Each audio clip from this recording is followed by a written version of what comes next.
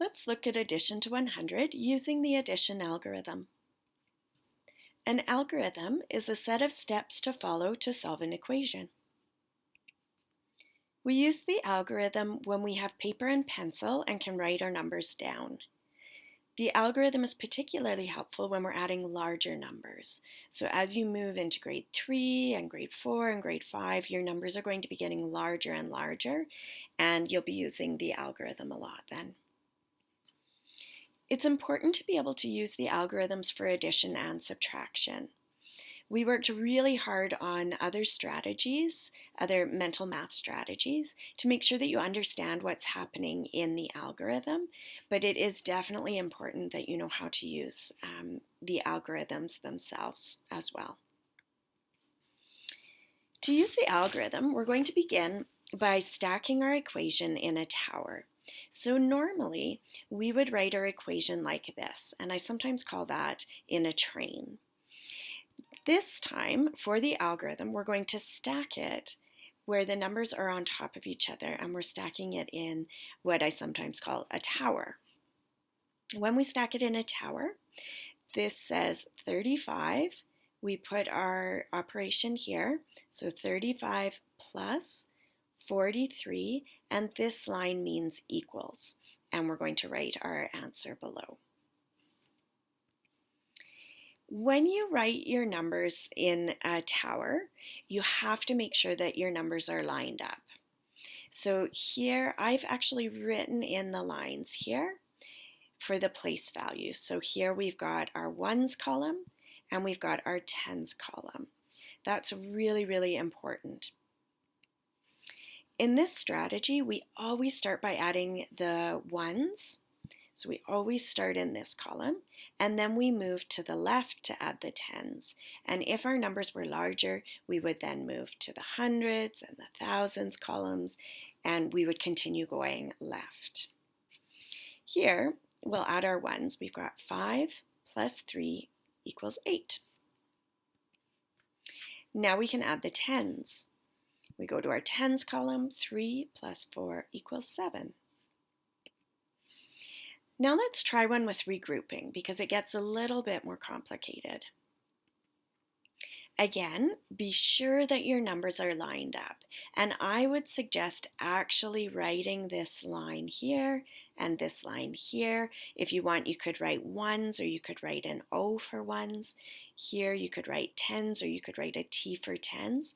But as you're beginning, it's really, really important that you are definitely lining everything up. If you are not lining it up, the algorithm isn't going to work. So we're going to start by adding the ones. 5 ones plus 8 ones equals 13 ones. Uh-oh, we can't have 13 in the ones place. So imagine right now that we're looking at the base 10 blocks and there are 13 ones blocks. That we can't leave it like that.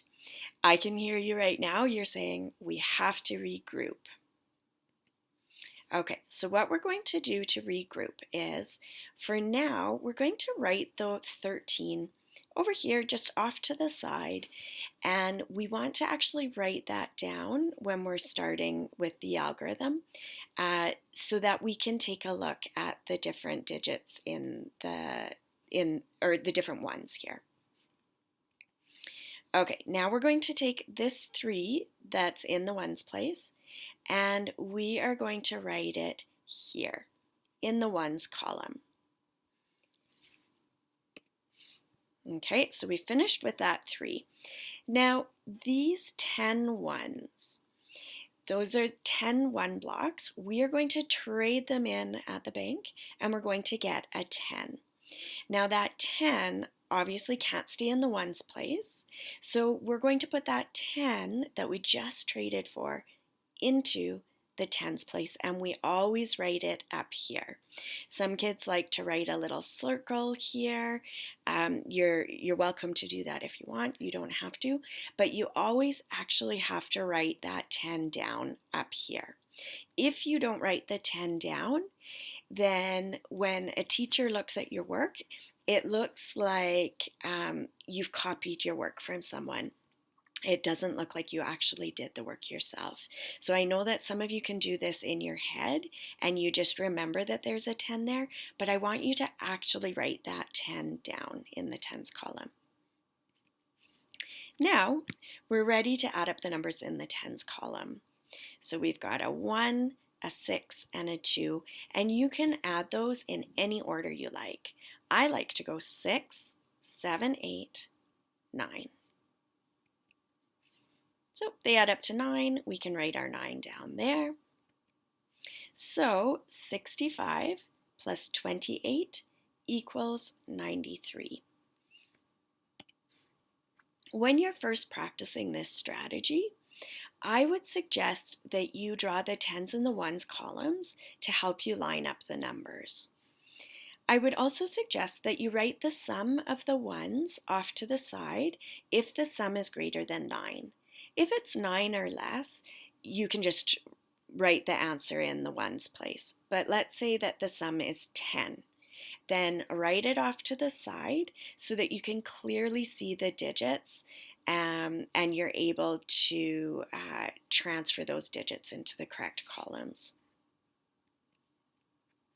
When you're comfortable with this strategy, so you've practiced it a lot, maybe you're even in grade 3, then you can stop writing the columns in as long as you can line everything up yourself, like as long as you're lining everything up. You don't need to draw the columns. The other thing that you can do is if you can remember the sum of the ones column in your head, so let's say it's 8 plus 5 in the ones place, and so it's 13. If you can remember that in your head and write the 3 in the ones place and then regroup the 10 into the tens place, you don't have to write it off to the side anymore.